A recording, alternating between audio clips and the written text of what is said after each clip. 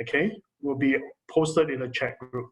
Okay, so I encourage you, if you've not done so, please do that. Now, after our guest speaker, there's going to be a time that we're going to go into breakout rooms after the webinar.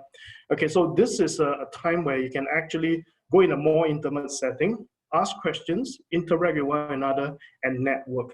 And I think this is something that people really like, because some of these breakout rooms really do go on for a little bit. Okay, but everyone has a good time. So it's also, but most importantly, is to really enjoy the sharing itself.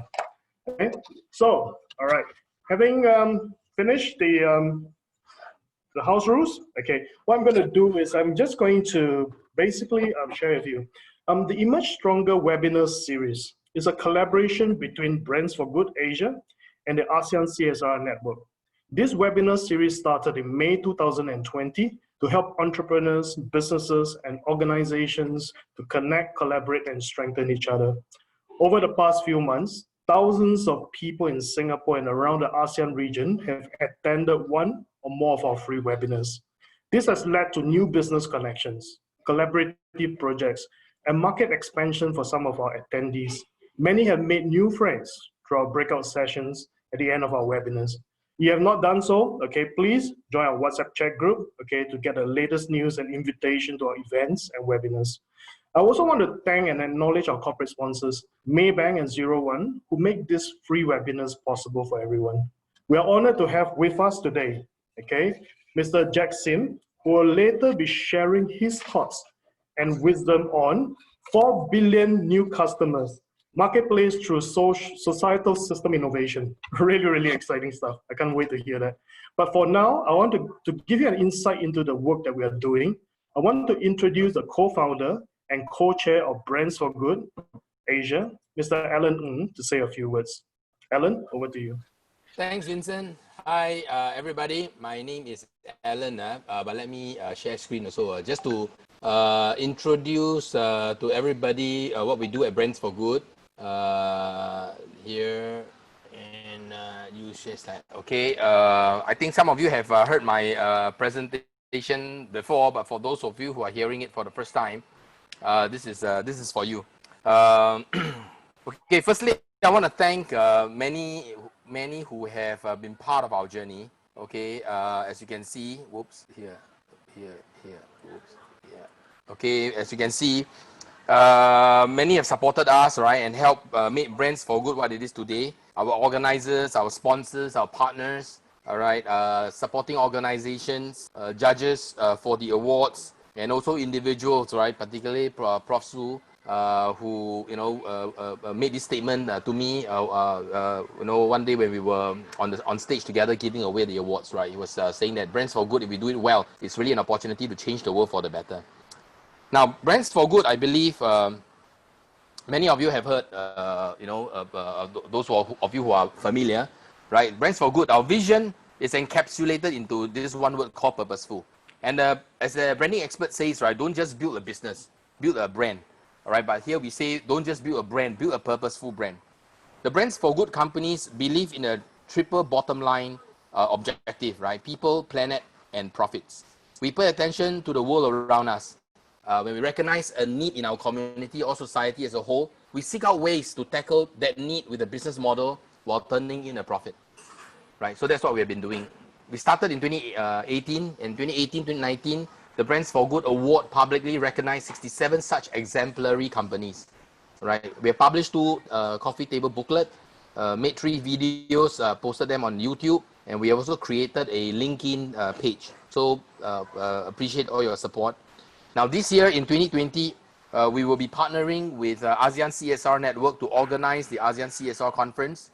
Invention Convention Global has decided to move their 2020 event in Singapore to 2021 because of COVID-19, and Brands for Good is proud to be their co-organizer, right, this Invention Convention. So we are looking for companies with a creative approach to achieving their triple bottom line. We want to help such companies gain publicity, boost their branding. So if you do have a clever business model or technology or product or design or the way you provide capital and leadership we want you, right? We encourage you to nominate yourself or companies that you know. So you can do the nomination on that blue banner above, right? So this December, with ASEAN CSR Network, we will run the first ASEAN CSR Conference and Brands for Good Award virtually, our first attempt, and we hope that it will make history. So do note the date, 10th December 2018, and we hope you can join us. All right. So let me conclude, right, by making 3 points. Number one, join us and our partners, all right, to make the world a better place. Let's start with Asia. If it's not for ourselves, surely for our next generation. Let's make a mark, leave a legacy, all right, inspire our kids. Number two, use your business to make that impact. Make it a force for good. Pursue the triple bottom line. That's why we organize webinar like this, to learn from experts and get new ideas. And finally, you don't have to be alone in this journey. Let's build this community together. Let's champion the cause together. Let's inspire every business to become a purposeful brand. So that's what Brands for Good is about, right? And maybe some, you can also log in here to join our WhatsApp chat. Some examples of the kind of activities we organized before COVID, right? And these are some of our past winners. Yeah, thanks. Actually, I want to make a quick remark. I think many of you who join us on this webinar and the networking that we've been doing, you know, I recently met a few people who was telling me I've known of companies who got investors from our platform. All right, people got business from our platform, and I'm very proud to say that, you know, because we really let people connect with one another freely, you know. No commissions required, no demand on anything, right? We hope you can find this as a platform that will advance your own objective too. Thank you. Back to you, Vincent. Okay. We would like to firstly acknowledge our sponsors, and I'd like to call upon maybe Maybank. Koh-Eng, would you like to say a few words? Hi guys. My name is Koh-Eng, so I'm from Maybank. If this is the first time you're listening to us, maybe I'll just share some slides with you all.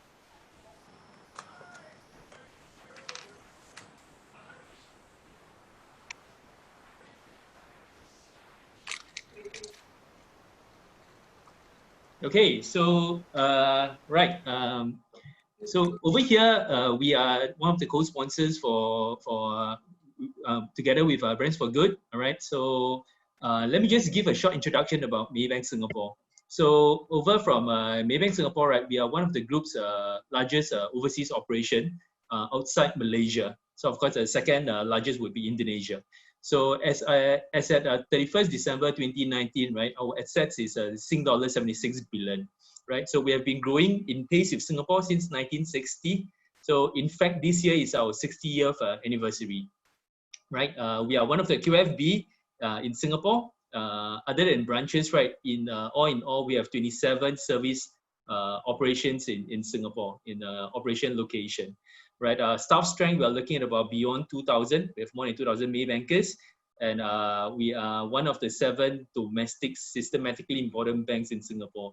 So what it means is we are here for good, right? We are here rooted, even though we are one of the foreign banks.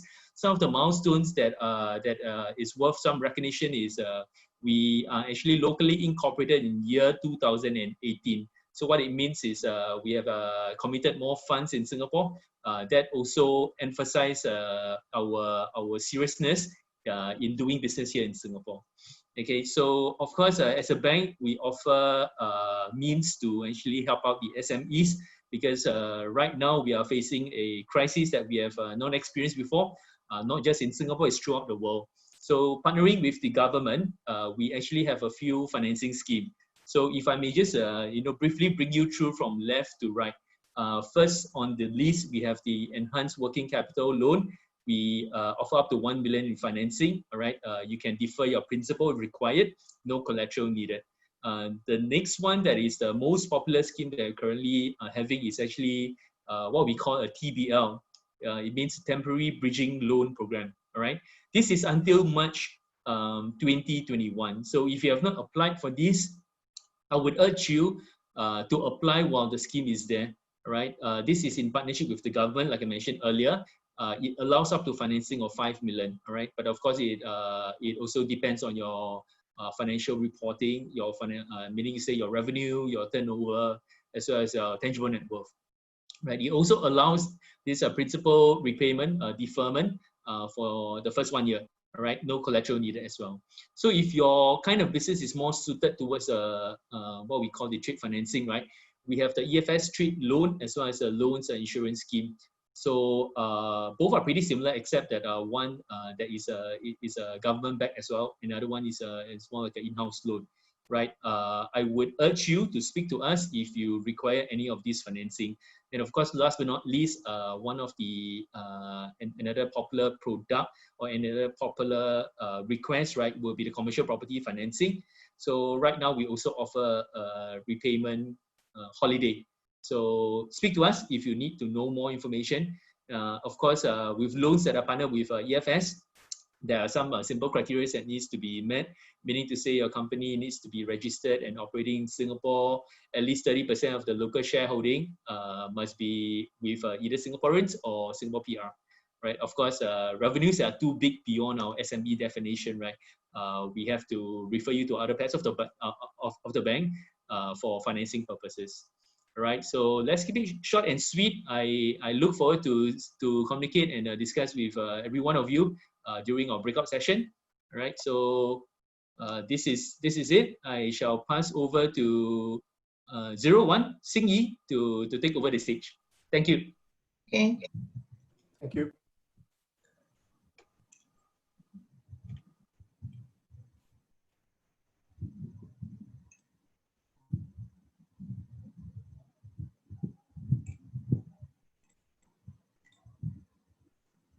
Hello, everyone. Yeah, so Singing from 01. So let me share some slides to you about 01.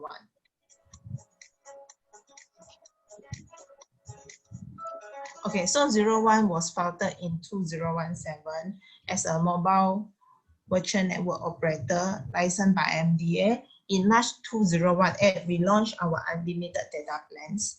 So we are the first one to launch unlimited mobile data plan only at $9.90 per month. So, okay, so basically we have two simpler unlimited data plans. So the first one is 30 GB to unlimited, $24.90 per month. And then the next one is 6 GB to unlimited, $9.90 per month. Okay, so we always tell our customer that use it to believe it, because yeah, in this situation, right, a lot of people need unlimited data when they do the meeting, they work from home. So that's why we also encourage people to join us for this unlimited data. Okay, so basically, how can we help? So 01. So we always tell customers zero limit on business potential. The first one is we empower the productivity, unlimited the connectivity, reduce the operating cost, and peace of mind. So we also have the corporate trial. You can get 30 days free corporate trial, and then you all can contact me or Stuart if you all want to try these unlimited data plans. Yeah, so this is our contact and LinkedIn, so you all can contact us. Yeah, that's all. Okay, thank you very much, Singy. Thank you very much. Yeah, okay, now, okay, I've got to say that without our sponsors, this webinars will not be possible. So we are, extremely grateful that we can actually host these webinars and really help everyone out. And also connect all the businesses together. Right now, what I want to do is to really do a group photo, okay? So I want to encourage all of you to turn on your video for this group photo. So if you can do that, okay, that will be most appreciated. Okay, so I'll get Chuck to actually get ready to take the photos. Now, we will do the cheesy thing, and I know this is cheesy, but we can do the thumbs up, okay? Give a big smile, thumbs up, because once we take a photo, then we got to see your lovely smile. All right. So if everyone can put on your video, okay, look at the camera, give a thumbs up, and we'll get Sharp to take our group photos, please. Sharp. All right, 1, 2, 3. Page 1, now page 2, one moment. It's loading. Guys, you still have to keep your thumbs up. There are 2 sets of screens that we Yeah, have. now please give your thumbs up once again. 1, 2, 3. Thank you so much. Okay, okay. Very good. Okay, so that's good. So now we've got all our mugshot, so I know who is there today. Okay, now we are actually getting into this really exciting time now. Okay, to hear from Mr. Jack Sim. I would just want to say that while he's speaking, you may have questions that you may want to ask. So if you do have questions for Jack, I want to encourage you to use your group chat and post your question online. And I'll remind you again that during the Q&A, I will ask you to unmute yourself, put yourself on video, and ask the question, from Jack directly. Okay. All right. So now we are very privileged to have Mr. Jack Sim, a serial entrepreneur and social serial entrepreneur and social entrepreneur. Okay, who has founded numerous business and organizations. Jack is better known as the founder of the Restaurant Association of Singapore, the World Toilet Association, the second WTO, and the Bottom of Pyramid Hub, okay, BOP. In 2013, he created the UN World Toilet Day, in which all 193 countries of the United Nations General Assembly unanimously adopted 19th of November as the official UN World Toilet Day. To empower his work in BOP, Jack built a 65,000 feet SDG center in Singapore to coordinate an effort to transform the 4 billion poor people around the world into a massively efficient marketplace to end global poverty.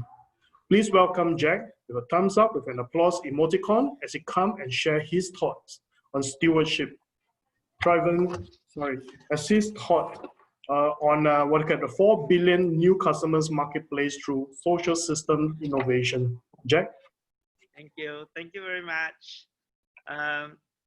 So basically, you all know me for doing toilets, promoting sanitation as a global movement. But this time I want to talk about poverty. So sanitation was in 2001, 2.6 billion people don't have toilets. And today, hygiene awareness is at the highest level, or because everybody now realize that hygiene and sanitation is so good to protect your life. And what we are doing now is to move to the next level, which is 4 billion people are poor, are not part of our formal economy, and they earn less than $8 a day. So I want to share with you how we can turn that into opportunity. So I will share my screen now and show you my PowerPoint, right? So basically, the next economic pillar is going to be social business. So when people hear about the word social, they always think about donation. This time it's not about donation, it's about actually doing business with the poor.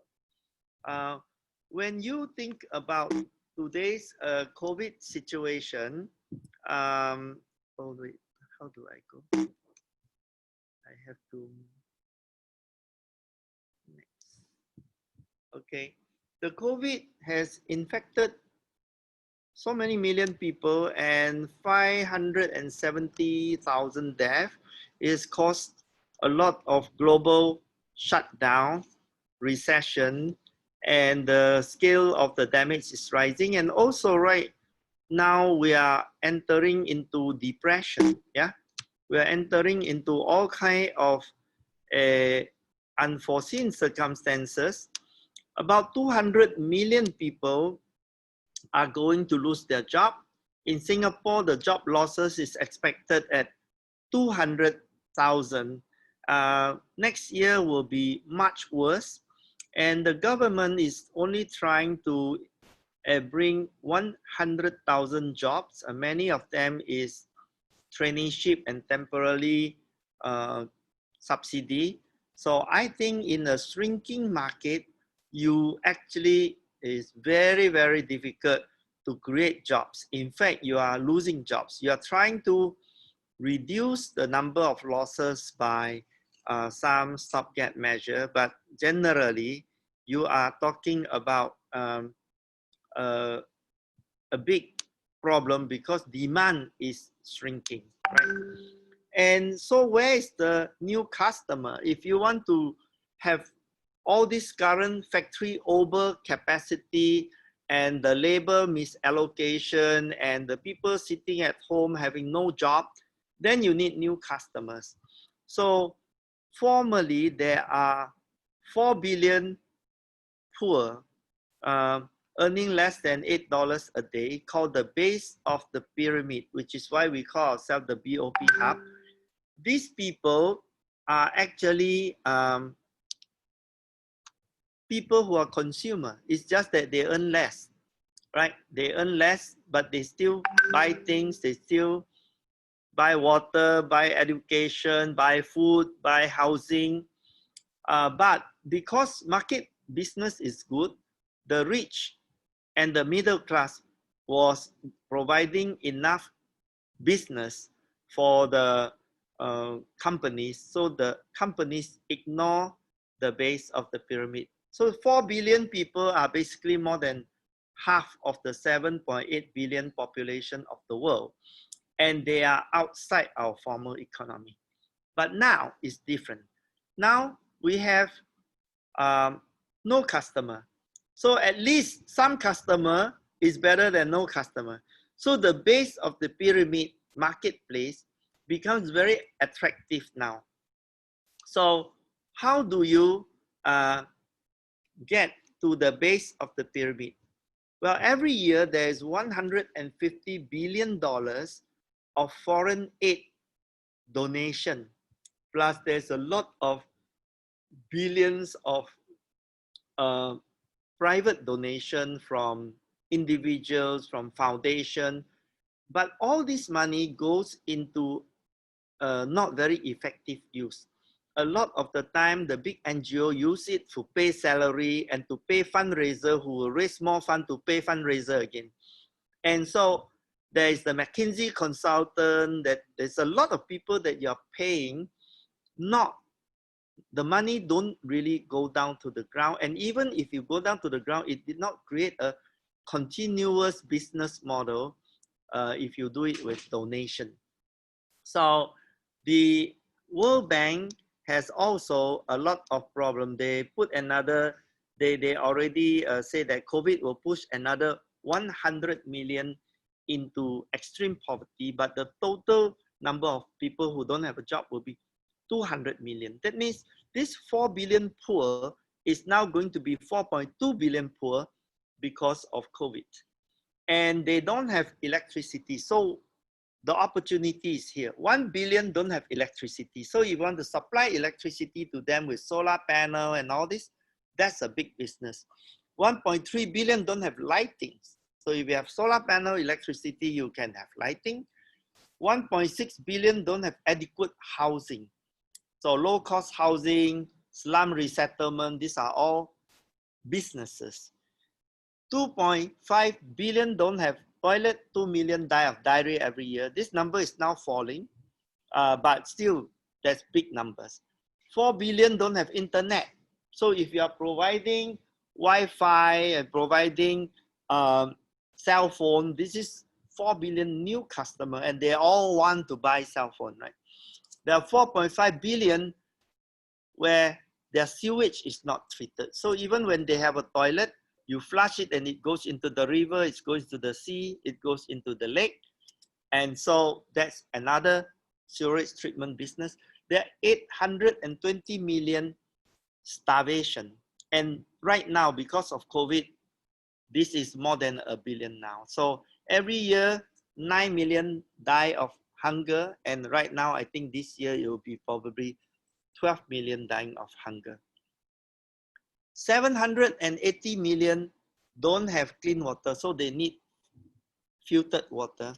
And 750 million are uneducated. They need education online and physically. So these are opportunities that actually we can seize. So you are going to ask the question, right? How come the poor have money to buy things? Well, they do have some money, but if you help them make more money, they will buy more. As they earn more, they buy more. They do not save very much because they want to have this better future for their children. And so we get all the government, the UN, the development bank, the social entrepreneur, the multinational, small, medium enterprise, university, international forum like the World Economic Forum and NGOs to go together like a Swiss watch. So this is the way that we are going to organize the world, because the world was not organized together. They were all separated. Every of these gears are now just thrown on the floor and separated, working in silos. What we want to pick them up and put them into a coordinated, efficient manner. Once you are efficient, the market will function very well. And the velocity of money that is invested will create jobs, jobs will create income, income will create consumption, until the poor enter the middle class and pay taxes to their government and receive public goods. So this is the game plan. And of course, then you say, all right, the poor can get out of poverty, but how are we going to do it? The solution is we don't do it ourselves, but we create a whole ecosystem that changes it, because everybody is incentivized to make money and to create impact. So we have a story to tell. The Singapore story of third world to first world, we were like that before. We were living, I was living in an attap house like the one black and white on this picture. And then eventually we moved to public housing like this. Right now I'm living in a nice bungalow. And how did this happen is because Singapore unlocked the people's good work ethics and let them do business. And business is the only way out of poverty. And we turned from third world to first world in 25 years. We don't give a man fish. We teach a man to fish. Like Lee Kuan Yew said, nothing is for free, right? So we create a vocational training and rule of law and education and health. And this is the same thing we want to do with every other country who are poor. So we created the BOP Hub, and we created the first BOP World Convention in 2014. In 2021, I get a partnership with President Clinton and promised to build a World Trade Center for the poor in Singapore, which now we have, right? So in 2014, we created BOP Convention. Then we went to Mexico City to have the second series, came back with Goh Chok Tong for the third one. And then now we start to build everything towards the 17th Sustainability Development Goal. So the UN is saying that Sustainability Development Goal in the form of donation, but that's not going to work. So if you want to solve the SDG, you have to solve it through the marketplace. But this 17 SDG is very good because the problem statement is already well defined, and the whatever progress, they also track it. So if the number is coming down, they also track it with the government. If the number is going up, they also track it. So our problem statement is clearly defined in the 17 SDG. Problems means business opportunity. So we just have to convert them and think creatively. And so what I did is BOP Hub in Singapore becomes one part of a very, very big global group called Catalyst 2030. we started to mobilize the 4 biggest social entrepreneur group in the world: Ashoka, Skoll Foundation, Echoing Green, and the Schwab Foundation of the World Economic Forum. We got McKinsey to do this structuring of this organization free of charge. And we got Harvard University also to volunteer. So with all this structured properly, we are now able to copy all the solutions that are already proven for any sector: water, sanitation, energy, agri-tech, fintech, logistics, housing, healthcare, education, completely available. So what we want to do is to map and match and train so that we can align all the incentive and get everybody to do it as a marketplace rather than as donations. So all the solutions are found in 4,000 fellows, and thousands of corporations are interested because they also want to do business. I will tell you, business with the poor is very much more profitable than business with the rich. When you borrow money to buy a house, you pay 1% interest. When the poor borrow money, they pay 36% to 50% interest a year. If they can get a 24% loan, that's like very, very low. So can you imagine that just lending money is already such a big interest, right? Such profitable. So with this margin, you can actually cut down and do digitization loan, just like kiva.org, and very, very low interest rate. So the other thing is, the biggest waste in the world is idea waste. Ideas that are already proven correct, but not recycled and reused. So this is what we want to do. And we are partnering with National University of Singapore to create a Center of Excellence for social system innovation. We don't want to go individual innovation. We want everybody to go together. So inside the university, every faculty is involved now. We are just getting them to invest in this sector, and President Tan Eng Chai is fully behind this, supporting us. A little bit background. In 2001, I started to create the World Toilet Organization for another movement. I want to tell you how I learned how to create global movement, because toilet was a taboo and it is so neglected because it's embarrassing and rude to say things like toilet or shit or poop or pee. So we created the WTO and make it very funny, and the media love it. And then we talk about serious facts, and eventually we got the President of India to support World Toilet Summit. We host World Toilet Summit every year in a different country. We got the Crown Prince of Holland to support it. He's now the king. We have President Clinton to come and make commitment with us. We went to the UN to lobby all 193 governments to adopt our founding day, 19th of November, as the UN World Toilet Day, and it is unanimously adopted. So in the UN, unanimous vote is not so common, but in our case, everyone supports. So we got Bill Gates to invest about $200 million reinventing the toilet. We also supported Prime Minister Modi to build 110 million toilets. We built a World Toilet College in India, which last 2 years trained and placed 5,000 casual workers into professional cleaning jobs, and they get a regular income.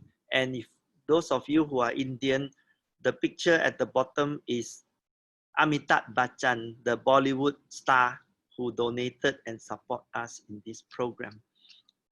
In China, we are building Rainbow School Toilet in support of President Xi Jinping Toilet Revolution. President, both Prime Minister Modi and President Xi are toilet champion now, and we are working together with them. The Queen of England gave me a Point of Light award on the Commonwealth anniversary.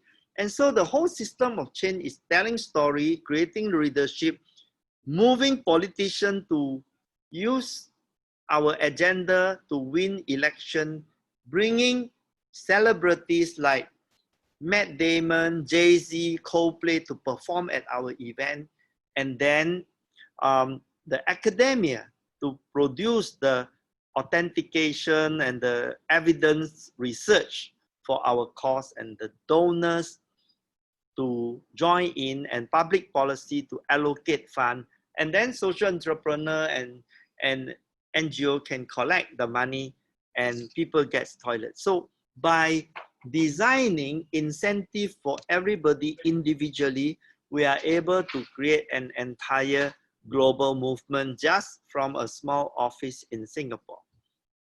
So we find community, we survey what their needs, family needs, we plug and play all the proven models, then we bring in all the other stakeholders like government, MNC, SME, foundation, aid agency, investor, academia, and government. So what we are doing is we also will have dashboard, we'll have all the algorithm and tech.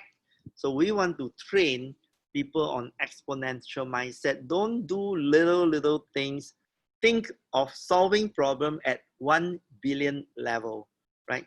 This is always more than what you can do, and that is a good place to start. Because if you want to solve problem more than what you can do, you will end up in partnership, in collaboration, and then everyone will be your partner. So we are receiving a lot of volunteers, a lot of internship. If you want to mentor people, please also come to me. I'm very happy to help you.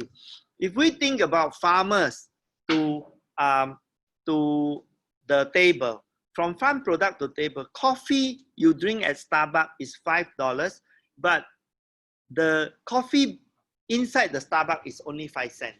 So you don't get, you get 100x when you move from the farm to the Starbucks is 100 times the price.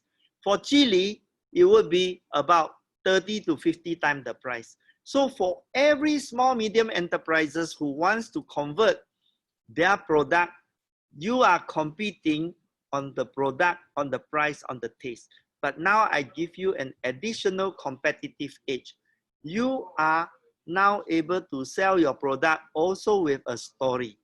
So if you buy this product and you consume it, the farmers send their children to school, because the price that the farmer get is now more when we disintermediate, when we cut the intermediary, when we cut all the middlemen, and we don't give the price to the brand owner. We give the price to everybody along the supply chain. So the small medium enterprise and the farmer can become partner, and we have created the Microsoft storytelling app that we could tell the story of how when you are consuming conscientiously, you are actually helping the farmers with sending their children to school and having better health care. And there is a trend of people who like to take care of people while not paying extra money, same price, same taste, very, very delicious food. So we partner with New School in New York, with Mondragon Team Academy from Spain, and BOP Hub, and we are running courses here. We want to create cooperative where the Grab drivers are owner of the company and they are no more having to use Grab. They can create their own cooperative, their own app. It's very cheap to produce apps. All you have to do is to redistribute wealth. So all the people can do business themselves, and we create a BOP distribution. You can do home baking, and you can come to my building. I have a big kitchen for home bakers training. we can do cleaning company where the cleaners own the company. Yeah, these are called cooperatives, and we can do it for almost every job that have labors. Even we can replace domestic maids with cleaning company. We can localize construction workers by paying them more because we don't have to pay them the levy. We can cut middlemen, like those recruitment agency that take the 1 year salary from the foreign workers, and we can redesign the entire system so that this is cheaper and more beneficial to Singaporeans. And you can come and co-design this with me, and we don't need to wait for the government to say, oh, we have to make this policy. The market is better than the government, because if you wait for the government, they still ask the market, is this correct? So no need to ask them. We do it, they will not stop us, because we are helping to create jobs. We are helping to create the next economic pillar for Singapore. They will be happy. Do not ask for permission, ask for forgiveness. So I want to welcome everybody to come to the SDG Center in Ubi. It's next to the Ubi MRT station. This is the picture of our new building. Inside is 65,000 square foot, focused on solving this. And this is the World Trade Center equivalent for the poor. And we have promised President Clinton, and we deliver. Thank you very much. Now I want to receive your question and to answer them. Thank you. Thank you very much, Jack. That was very, very interesting. Thank you. There is a lot of comments that are coming through, so I encourage our audience there to keep posting their questions.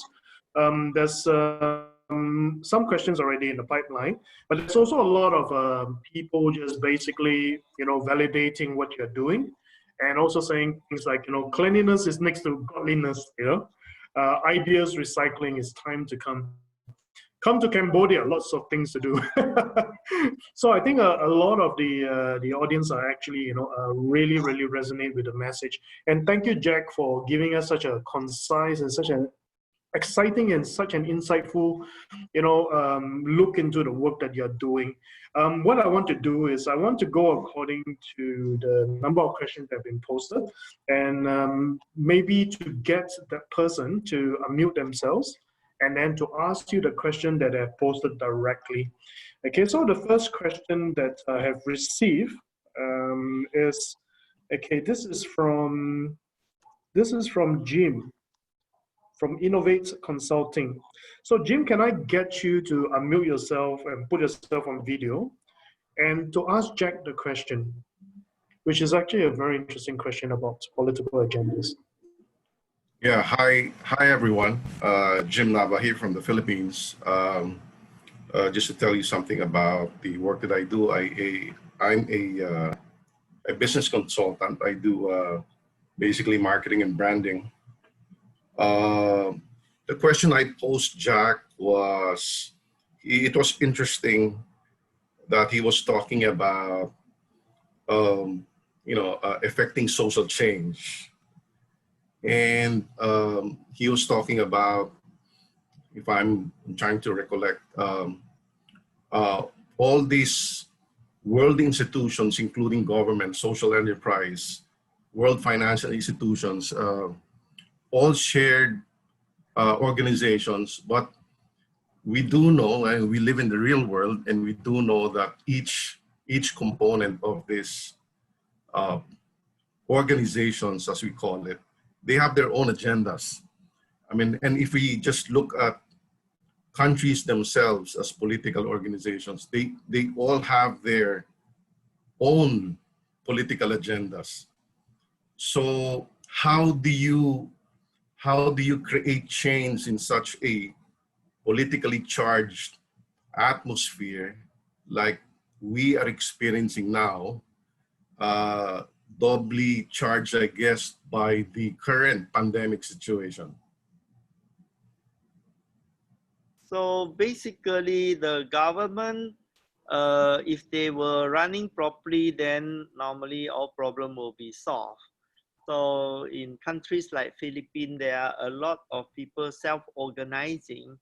So I visit Tony Molotto of Gawat Kalinga, and I saw he organized the model quite well. What we need to do is just to go and copy what these good ones are doing and to self-organize. A lot of people are, let's say, lazy. They think that if the government don't do it, that means there's no solution. You cannot think like that. You have to think, I am a citizen. I have friends, I have community. But if I don't solve this problem and the government don't solve this problem, then who is going to solve this problem? Nobody. Then we'll just sit there and die. So we cannot. Even in Singapore, we think that the government is very efficient, but actually we still are having a lot of service gaps. And when I talk to the government, they always are very polite, but eventually they pass to some middle bureaucrat and they don't do anything. They will still continue to do what they are doing, but the new ideas that they don't do, we do not say, okay, no more solution. We can do it ourselves. Just like you can see, I created a global movement for toilets, and now India built 110 million toilets. And China is creating, and then we don't say this is caused by us. We just trigger them, and then they go do it themselves.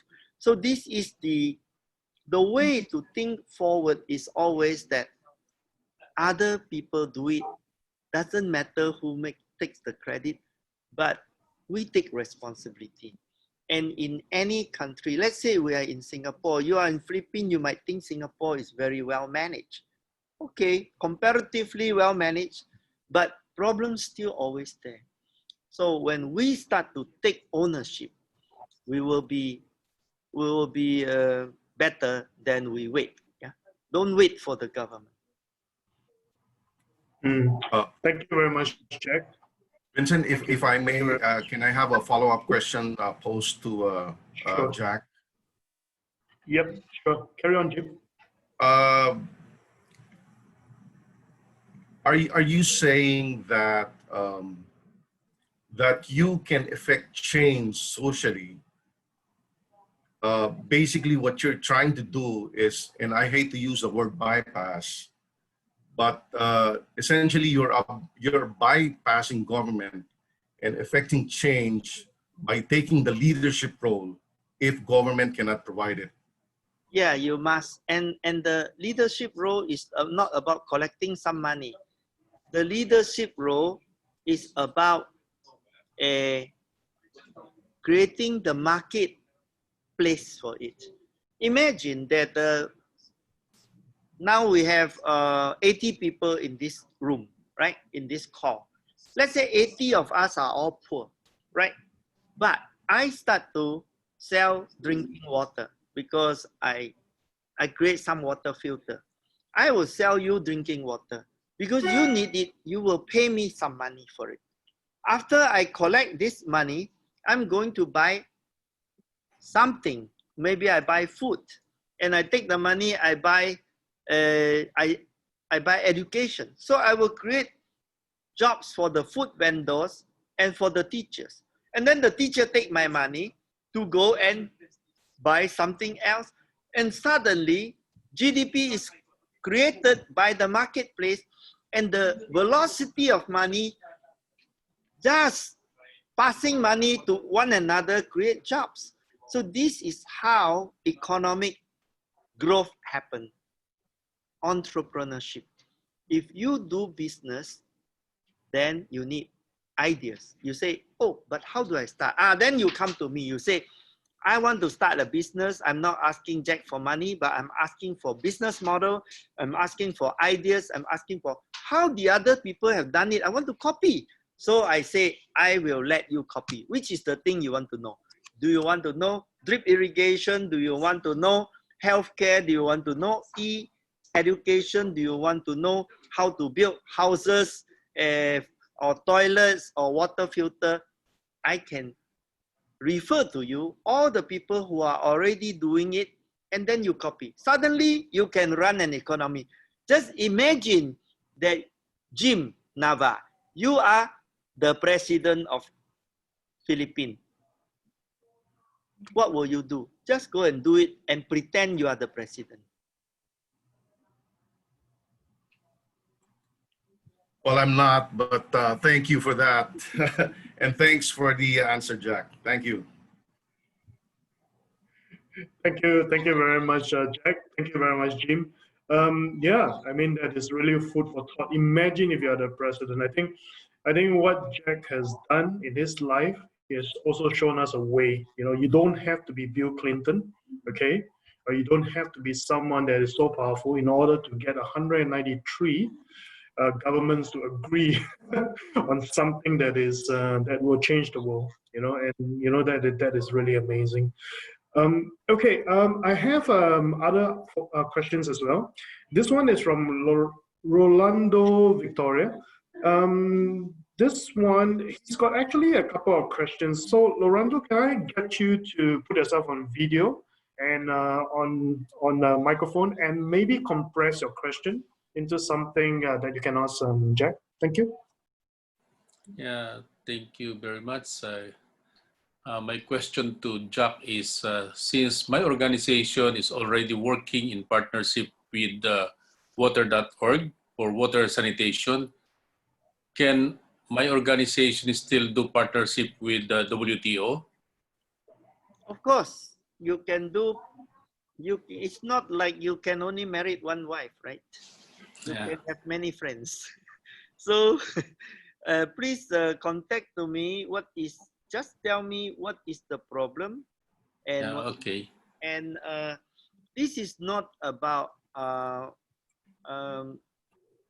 getting donation. It's about running business. Yeah. So water.org is a lend you money to go and create business for water filtration and all this. So I think that the important thing I learned when I was running commercial businesses, I was also a school failure. So I didn't go to university until I was 52 years old.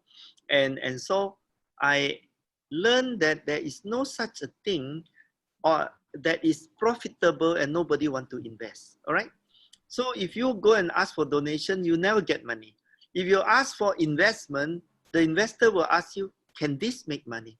And you have to design something that makes profit. And the moment it makes profit, there is plenty of investors. So how do you make profit? Copy the people who make profit. Copy the people who are already making profit somewhere else in the world. You are in Philippines, they could be in India, they could be in Indonesia, they could be in Bangladesh or Paraguay or Europe or wherever. And then you mash them up and you say, if they are making money like this, can I make it even better? And so by cooperation, by copying each other, you get answers. You see, innovation, university always say innovation. Innovation is 99% failure. Copy is 99% success. So don't worry about innovation, just copy. And you ask me, I will teach you how to copy. Yeah. Okay, we'll get in touch with you. And then you mentioned about what you're doing in Singapore. We run also a program in Singapore for domestic helpers. It's what we call this back-to-back training. The idea is to equip the domestic helpers in Singapore, prepare them so that when they go back to the Philippines, they can already start a business. Or while working in Singapore, they can, their family members can already start a business for them. I just don't know how we can work together while they're still in Singapore on skills upgrading. We can train them in the SDG center. We are next to an MRT station. They can come here because you have to bring your local leader here and create the training program. You see, the problem with the domestic worker is that they get cheated by their relative, right? Yeah. They also get cheated by their husband, their sisters, and everybody is just thinking you are an ATM machine. So what we need to do is to train them how to do business, how to keep their money and don't give so much away, right? And then when they go back, they can run the business themselves. So I think that this is amazing. There are a few people who are doing that in very small scale. I think we should do that for 100% of the domestic worker, as long as they want to be trained and want to do business. Give them an aspiration of a better future. Otherwise, they go home, their husband has gambled all the money, married another wife, daughter is pregnant, house is sold. It's such a mess. So we've seen too many sad stories. These people sacrifice so much. We have to train them to be strong enough to say no to those people who try to steal their money. Actually, we already see some of the impact. Some of them are in the Philippines right now, doing their business. Part of the program in Singapore is doing financial education, entrepreneurship, personality development, and now it's more on bookkeeping. So they're asking for more skills while still in Singapore. No, it and every Sunday, that's on a Sunday, except now that there are some restrictions. Teach them business model. Yeah. Not just the bookkeeping, but actually what is the business that make money. Whether you do makeup, beauty school, or you do detergent factory, or you do clothing or anything. There's business that everybody needs everything. So teach them to think like a business person. You are coming here in Singapore for 4 years to prepare to be a businesswoman. So this is the way life can be better. Don't teach little things, teach real business. Yeah. Otherwise, you will be ticking boxes. Okay, I train them on financial literacy, but no business. So we have to give them actual business model and ask them to go and copy. Yeah. Okay, next question. Yeah. Okay. Thank you, Jack. Thank you very much. Thank you very much, Jack, and thank you very much, Lorando. Now, there's a question from someone in Cambodia. Goes by the tag Greenie Homi. So she's got a question. Huni, right? Yes. Okay. Please carry on. All right. Okay. So here in Cambodia, I mean, it's known that corruption is a real thing, right? So how do you manage to navigate, the government to do the business and also to bring it to the people? Because that's how you need to balance the three factors, right? So I read over here that you saw our World Toilet Organization logo somewhere in Cambodia, right? Yeah, the riverside. Yeah, we teach the Cambodian to create sani shop, to produce toilet and to sell it themselves. We don't give them money. We teach them how to make money, because then we drive the demand, teach people that toilet is very important. If you don't have toilet, people look down on you, they laugh at you. So make your toilet like a Louis Vuitton handbag, make it a status symbol. So if you don't have toilet, then you are afraid that people laugh at you, neighbors laugh at you. So once they start laughing at each other, jealousy created a very big marketplace in Cambodia, and people start to make their own toilet. We don't have to do anything. We train them, right? Then we leave.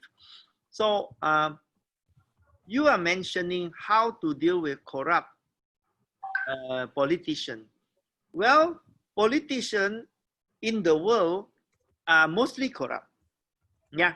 I don't know about Singapore because I haven't caught any one of them, but I go over the world. I would say that if you want to deal with politicians, you have to know that you are dealing with corrupt people. Now, Tony Moloto in Philippines taught me that if the politician is 90% corrupt, use the last 10% of goodness left in him. Yeah. Don't worry about their corruption.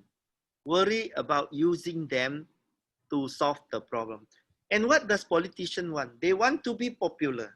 They want to win votes. So I tell them, you want to win votes? You promise people toilet, and when they have toilet, they will vote for you. And then he says, hey, that's a good idea. And then he starts to build toilets. You see, corrupt people also build toilets.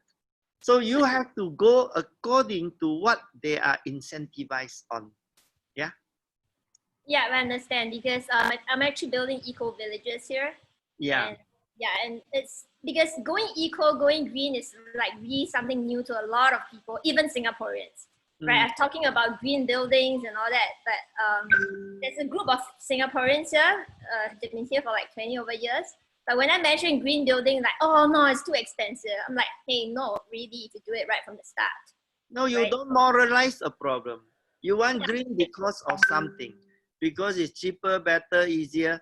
You always incentivize. You find yeah, that's why I'm anybody, own eco villages.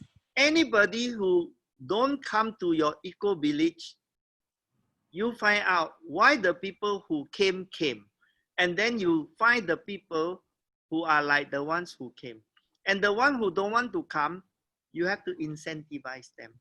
Yeah. You see, the important thing, people always moralize problem.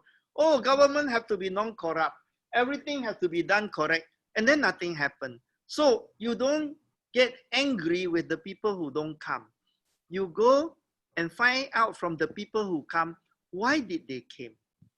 And if very few people come, that means your model is not very good. If a lot of people come, that means your model is good. So you have to keep on adjusting your business model until it is so irresistible, you are going to say, let's create another 5, 10 more village because this is full. It's like that. Dream big and incentivize other people. They are not following you. You are facilitating them. Yeah, I know, because I'm actually just at the start of a lot of things. So I'm creating a lot of things right now, actually. So it's not done yet, but I am sharing the idea because my dream is not just to open, my dream is actually to start green schools. And I mean, to me, basically education about nature is lacking in everywhere in the world. The whole school system is wrong. So that's where I'm. I have a 10 acres land free of charge in Johor Bahru. And I just received yesterday from Waldorf School. You know Waldorf? Waldorf School is a German. Oh, Waldorf, yeah. Waldorf, so the Waldorf teach education in the village in the wild. So they say, can I use your land? I say, welcome. Use it for free, 10 years, no need rent, go ahead. And so this is the thing. If you want to create education, don't go and think and crack your head. Just ask Waldorf to come. Copy, always partner. Do not start something brand new. No, I'm not creating something new because actually the green school in Bali, I visited that. But you will never be successful in the Green School of Bali. Green School of Bali is for wealthy, rich people. Oh no, they actually do. It's actually a social enterprise because they actually have school fees, but they actually also have part of the school fees to educate the poor. Yeah, so you have 200 very rich one and teach 5 poor one. Forget it. You want to be all poor one. Yeah, so I'm just going to create a new system, and then that's where I'm. Because there's also forest school in Singapore. Have you heard of forest school in Singapore? I think it's a long conversation, but basically focus that it works, because if it don't, it will work. I know where I'm heading. Yeah, I think.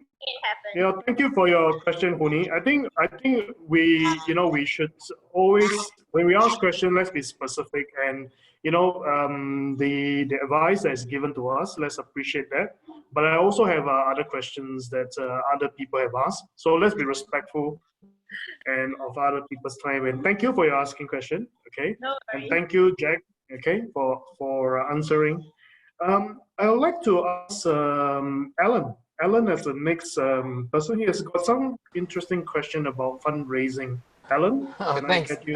Thanks, Vincent. No, Jack, I thought, you showed some of the photos of the various endorsements that you get from, head of state, celebrities and all that.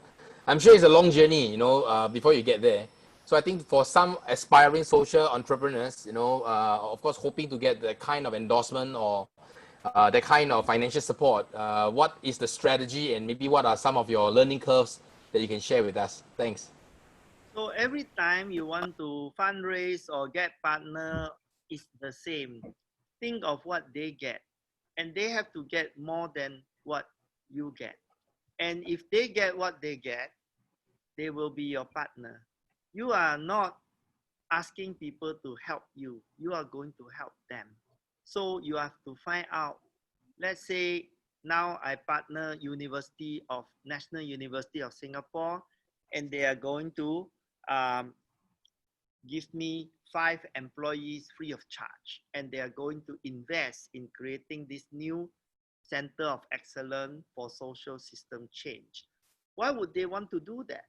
Because if they do that, then their students will learn entrepreneurship, social entrepreneurship. And in the National University, there is no social entrepreneur professor. So they partner me because they have a gap of service that they are short of. Now, Japan Nippon Foundation has just contracted us with a lot of money to promote Japan toilet culture to the world. And how did they know that they need that? I told them. I say, you have such good toilet culture, right? But you are not using it. You didn't tell the world about it. So why don't I come and promote it for you? And so once they understood that, they say, yes, please do it. And I say, then you have to pay for it. And they say, yes. So we got a lot of money helping them do the work for them. Yeah. My battery is coming flat, so I'm going onto my cell phone. Okay. I think Jack will be back. Yeah. Jack Okay, will be meanwhile, back in. Vincent, you hello, give a Jack, talk. you're Oh, back. very Jack fast. is back, yeah. Luckily, there's 2 devices. Okay. Yes.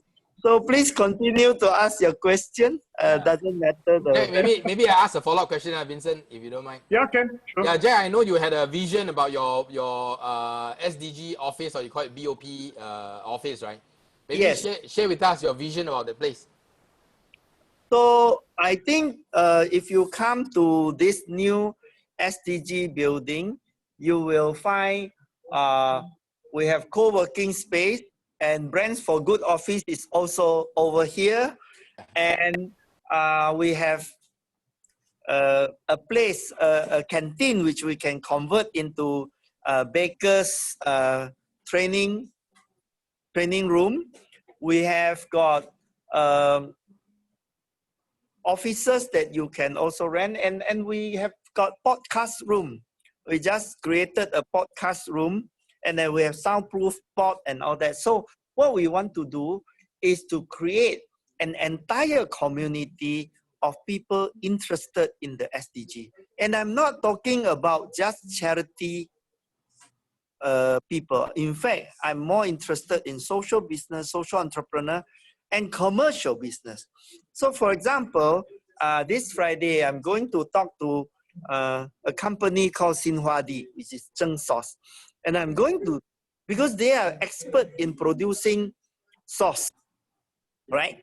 But if they produce sauce, they have to fight with everybody on the same price. So margin is very little.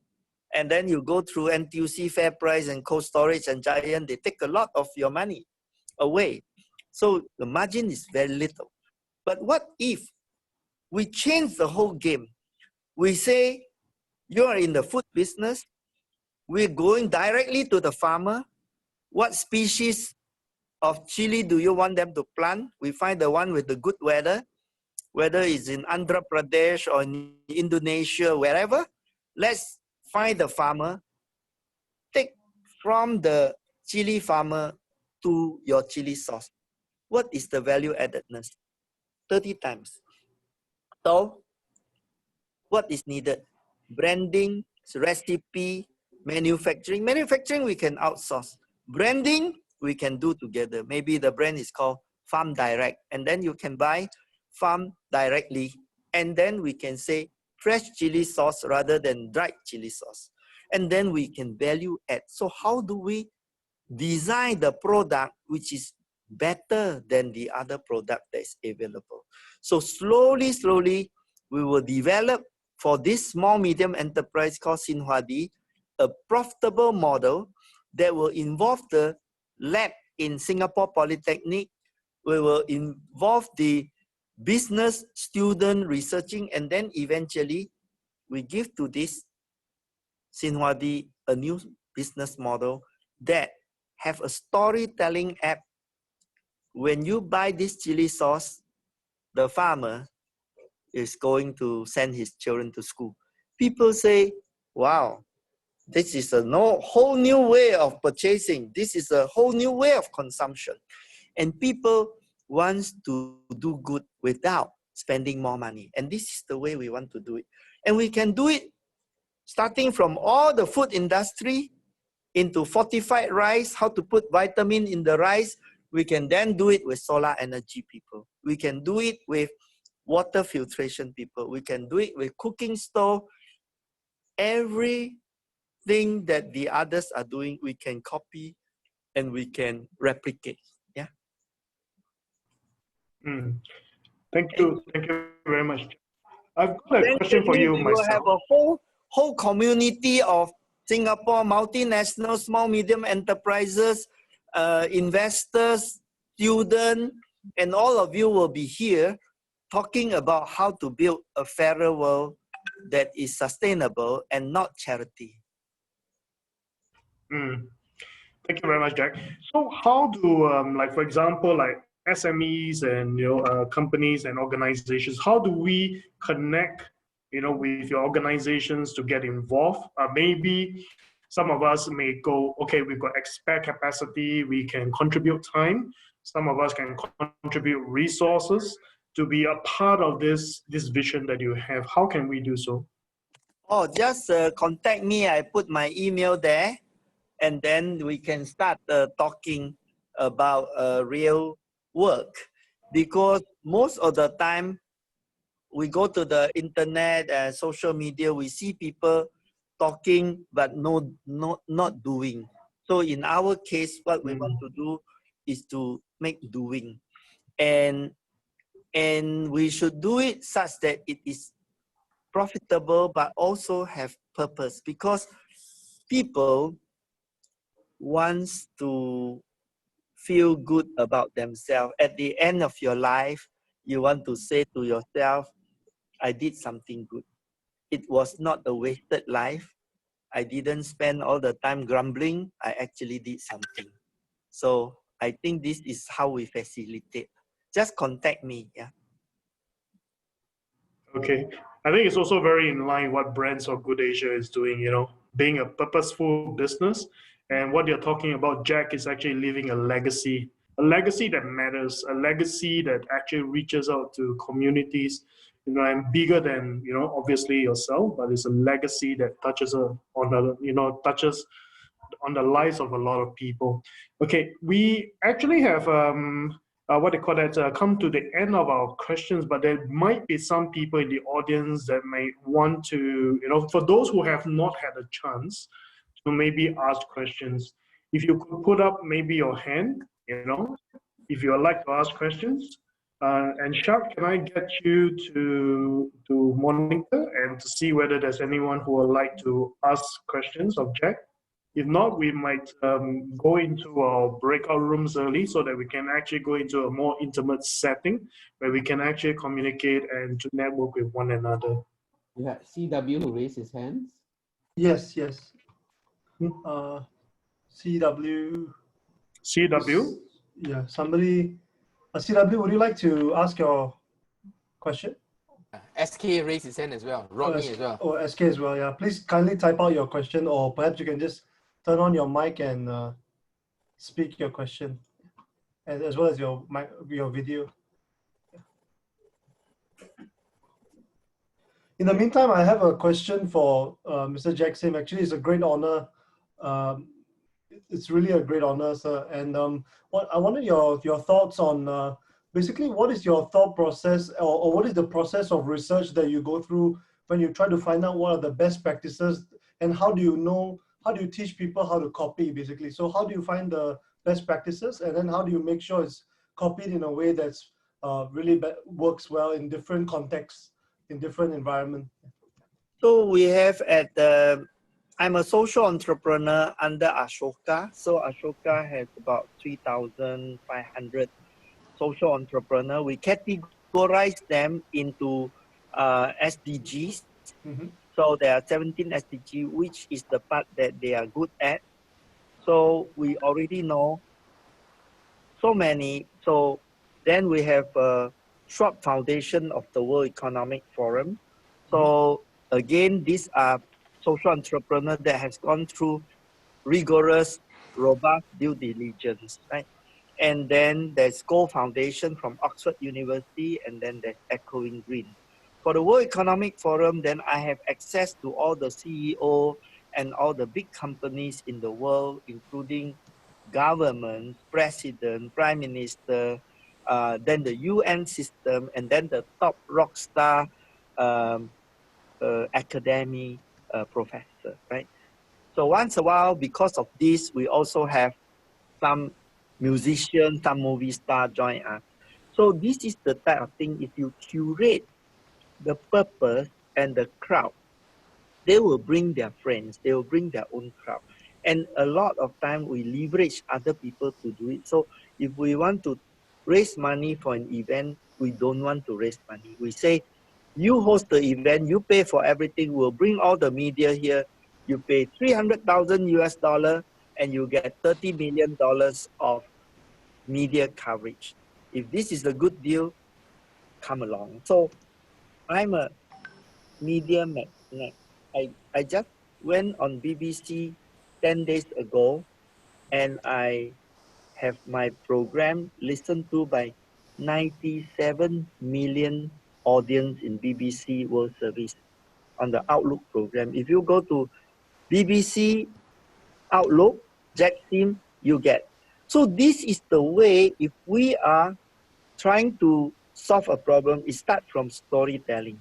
And once you are storytelling, people understand it and they identify the problem with you, and you are going to be having convening power to bring a lot of people into the solution. You don't need to know the solution 100%, but you need to be able to bring people together and solve the problem. Singaporean has a problem is that they don't dream very big. They always think big is difficult. I will tell you, big and small take the same effort, but small is not attractive. So if you say, I'm going to help 500 people, it's very hard to get supporter. But if you say, I want to solve a problem for 1 billion people, a lot of people will be supporting you. Then, does it mean that you are actually bullshitting? No, you are dreaming, but not bullshitting. You are organizing a lot of people together. You're not saying that you are going to solve the problem for 1 billion people. You are going to say, and inviting people to come together to walk this journey to a beautiful future together. And everybody wants to go to that beautiful future. So don't worry. There's enough resources outside. But people keep on thinking of their resource inside. Internal resources are always limited, and external resources are always unlimited. And you have to leverage the unlimited resources, and the whole world is in your hand. Thank you so much. Thank you. It's an honor. Thank you so much. Jack, there is a couple more. Actually, there's about 3 more questions that just came in. Okay, I think maybe they're a bit shy to put up their hands. So I'm going to ask each of them to, to turn on their mic and video to ask the questions. Can I ask the participants to keep the questions short and to the point? Okay. So the first person I'm going to ask is SK Ong. To unmute yourself, put yourself on video to ask Jack your question. Hi, Jack. I put my question very simply. Actually, we have developed antimicrobial boards and surfaces, wooden boards and surfaces. How do I make this universal application? Because I know that in developing countries, or not so developed countries, spread of diseases by touch is a big problem. And this will prevent growth of virus and bacteria, and we kill them in about 10 minutes to 1 hour. Yeah, all these have to be authenticated, right? So Yes. whatever you say has a certificate, and then once you know it's true, right, by a reputable lab, then you can start to think about the cost and marketing and distribution channels and all that. And then you have to think about the who are the supply chain partners and why would they join you. And probably there are a lot of products that have similar claims. So they will be so worried that this is it true, right? So if you are a very big company, you will have all the certification and all the papers. Is this expensive to authenticate? So if you find it's very difficult, then you go to partner with a university and you go and partner with a research place, and then you can do it. Right now, today ESG just announced that anybody want to do a startup can get some stipend from them. So you can partner a young person, and the young person is paid $2,500 from ESG, and then he works for you. So you can get a graduate who is in biomed or whatever and partner you. So always use the external resources. But whatever you think cannot be done, then you say, what is the reason this is blocking? I think if you are not angry with whatever is blocking you, you just, every time you see a no entry sign, you know what I say? It doesn't say that there's no more entry. It says there's an entry somewhere else, right? So no entry means don't go here, go somewhere else, but we don't tell you where. You go and find out, right? Thank you. Okay, thank you very much, Jack. Thank you very much, SK. I've got a question from Rodney here. Rodney Lim, can you please unmute yourself and ask the question? Thanks. Hello. Hi, Mr. Jackson. Yeah, I'm Rodney. Actually, I'm an acupuncturist. So, but I'm the first to integrate laser in PCM. So we have here a light therapy system that can help smoker curb their smoking habit. So I'd like to know, how can I take this further? As you know, smoking is a social problem around the world. So perhaps you can give some advice. Thank you. If you can do that, then you should be a very rich man. Because everywhere, government wants to stop people from smoking. Yes. Right? So if you have this, you can talk to me, and if this is real, the first most important thing is this is true, right? Because sometimes it's not true, and then nobody believe it, then it doesn't work. So you need authentication that this is true. You can do trials, you can do whatever. Go through the system that can prove it. The moment this is true, then you need a marketing campaign, and the campaign can come in very, very different ways, right? One is to talk to the government about solving this, and they say, good, you can solve this. Then the people who are smoking, you tell them to stop smoking. Only some will want to do it because many of them quite enjoy smoking, right? So you can think, you can talk to them from like, where's their incentive, you know? Maybe saving money is an incentive. So you can tell them. Health. With COVID, health is the key. Health, not a very big incentive for smoker. I know people who went into surgery, lung cancer and whatever, and then they stop smoking for, you know, a year, and then they go back to smoking again. So I think smoking has to be solved both by technology, but more by marketing. So if imagine why smoking is so cool. It's because in the movie, people who smoke are actually quite handsome, right? Yeah? And They are the stars. They are the detective who's trying to solve problem. Even they are the mafia chief who is smoking. So smoking has a little bit of macho image. So you want to, if you actually have a technology can solve it, you also need, you, like somebody say, you need to destroy the Marlboro Man. Because the Marlboro Man is macho. He's riding a horse. He's got a white hat. He's at a fire in a fireside with his friends smoking a cigarette. And there's music behind.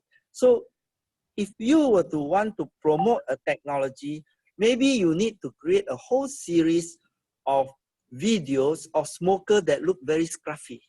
Maybe you have to look at a homeless man smoking, a beggar smoking, a very dirty person, and then you associate smoking with this kind of image. But it's very difficult to fight that because Hollywood is still paid by Philip Morris, right? They have to pay them to put some smokers in the movie. So the government will be good partner because government, they pay a lot for sick people. The healthcare is very expensive. So you may want to align with the government. But first of all, the number one thing is this true or not? Of course. Actually, I've been offering smoking since 1990. Then why don't you scale up? Yeah, that's why, because you know, the so-called mass, as you mentioned, is cool. So I try to reach out perhaps to the third world country. I think it's it can also end up being a very long conversation, Rodney. Thank you very much for asking the question. Just email to me. Yeah. You know that the inventor of Victoria's Secret is not a very sexy man. He's a bald guy. He's very old, and he could create Victoria's Secret. Imagination is what is important. Yeah. Right. Okay. That's true. Thank you very much. Thank you. Thank you very much, Ronnie. Thank you, Jack. That is actually so true because, you know, if the person that wants to quit has got to want to quit instead of just, you know, being convinced otherwise. We have one last question, Jack. Okay. This is from CW. Okay. And could I get maybe CW to mute yourself and put yourself on video? Oh, he mentioned it's not convenient to speak. Oh, not convenient, is it? Okay, maybe I'll read out the question. Okay, okay, this is word for word verbatim. I hear you about helping organizations to get them on board your social vision. How do we find the right strategies to copy? I'm looking at providing basic free education to children, like how telco give free phone for using their services. What service can we charge for providing free education? Well, if you have free education, you have first got to target which group of education, which type of student. Is it kindergarten? Is it primary school? Is it secondary school? Is it vocational training? Is it university courses? Is it diploma? Is it tuition courses? You have to say what education. And then you have to say, what is the exact problem you are trying to solve? You can get a lot of free education on the internet. Nobody wants to read, okay? So what you need to do is to find a group of people who has a problem, and you define the problem. And then when you are able to define the problem, then you will have the answer of what to do. And then how do you earn money doing this? Well, if you give a lot of things for free, like we always get everything for free on the internet, how do they survive? They could survive through advertising income, they could survive through donation, they could survive through membership. All type of things can survive, but we do not think about the money first. We think about the problem first. If the problem can be solved and you know how to solve it, then the answer is who will benefit when this is solved. So the benefit could be the child, but the child won't pay you. The benefit could be the parents. The parents might able to pay you, might not be able to pay you. The benefit could be people who want children to be educated, they might pay you. The benefit could be a public good, the government pay you. A benefit could be a future pay. That means you teach them a skill and then you say later on after you go to work, you pay me. There are many, many models, and the revenue model could even be advertising. So anything, try to start from the problem. What is the problem? If you are very clear about the problem and you know the problem very well, half of that is solved. Then you think about the solution. Think about the solution in a very scalable manner, in a very deep, satisfying manner. Once you have the solution, you have the problem, then the money will follow you. The money doesn't come first. The money follow because everybody wants this to happen. So you ask, okay, now I have a good solution. Who actually will enjoy when this happens? And then those are the people who are going to give you money. Either as an investor or as a donor or as a subscriber, can be anything. But you never start with money. Every time you think of money, then we ask people, okay, now if you get $100,000, what will you do? Then they say they don't know. But how can you start like that? You have to start with a problem. The moment you found a problem, you will be like you found a gold mine. The problem, the bigger the problem, the bigger the gold mine.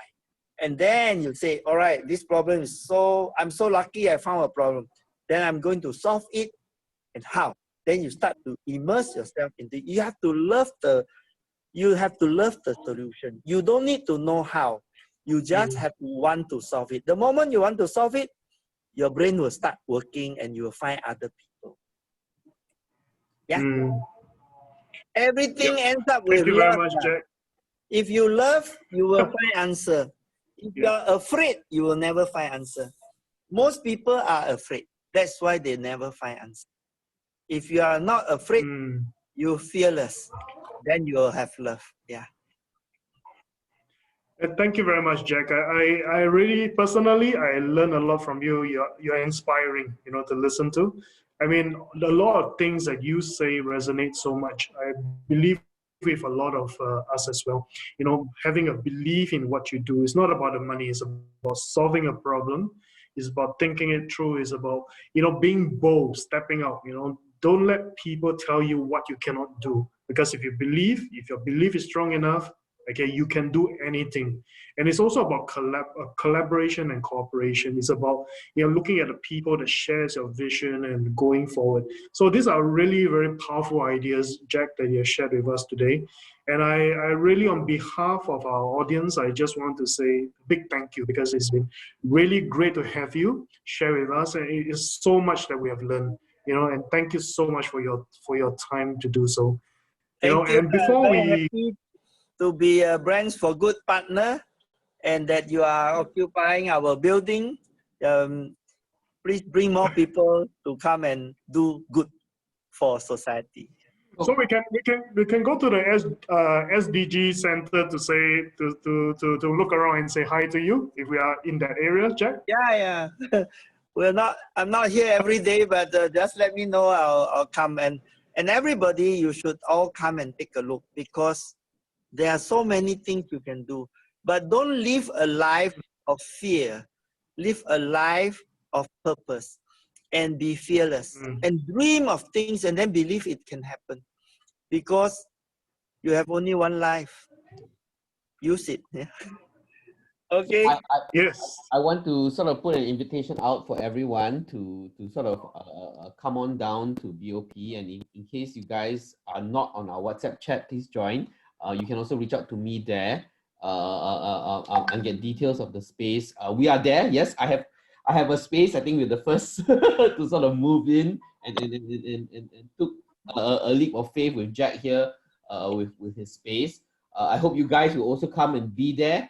I know in COVID it's difficult to collaborate, but we are already doing what we're doing now on Zoom. So it's a great opportunity for us to come together and find systems and solutions together. And I think with Jack sort of helping to be there for us to learn and to copy. Yeah, I think that's that's the clearest way to innovate, right, Jack? Yeah. I work for free and I'm always happy to help anyone who wants to make society better. And I see Mr. Ko Keng Hua, my good friend, also here. Hello, Keng Hua. Yeah. So we have a very good crowd and I enjoyed sharing with you. And please continue this conversation with me because we want to do something before we leave this world. I'm 63, right? I don't have many days, about 6,000 days before I die. So I gotta make the best out of it with you.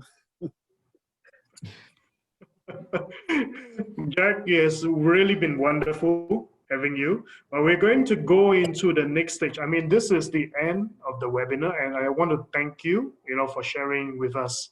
Thank you so much. And I also want to thank the audience. All the participants are here. You could have been anywhere else doing other things, but you're here, and we appreciate that. But what we're going to be doing soon is to go into breakout rooms where we are actually going to, connect and to talk to one another and to network. But I want you all to maybe, use that little reaction button there and give a thumbs up or an applause to Jack to really thank him, for really helping us see things with more clarity today. So if you can do that. And Jack, if you want to also join us in some of the breakout rooms, you're more than welcome because we would love to carry on this conversation if you have the time. And I also want to encourage you guys, okay, don't forget the WhatsApp group chat. Please join the WhatsApp group chat. And also if those of you who are in Areba, okay, there is a collaboration that we are doing, okay, with it's a collaboration between Brands for Good Asia and ASEAN CSR Network. We have created a new community called Areba, and please check us out. Okay, there's a website. I'll get Shaq to post it. Check us out, and I'll invite you to become members of this very unique community as well. So I'll ask Shaq to prepare us to go into the breakout rooms, and thank you all for coming. Thank you again, Jack. Drive safely. Drive safely. Okay, and hope to see you very soon. Okay, you have been instrumental in our talk today, and thank you. Thank you for sharing your wisdom. Yeah. Okay, thank you. Shaq, can you break us up? Thanks. Yes, it started. You can select the option.